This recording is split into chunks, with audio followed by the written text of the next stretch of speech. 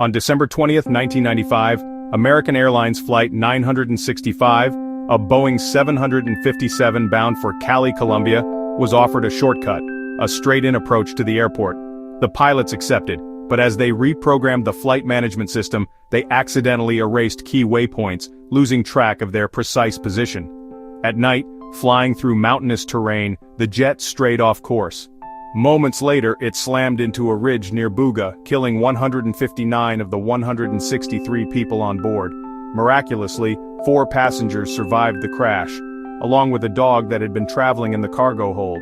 Investigators traced the disaster to navigation errors and poor situational awareness, a chilling reminder of how small mistakes can turn deadly in the cockpit.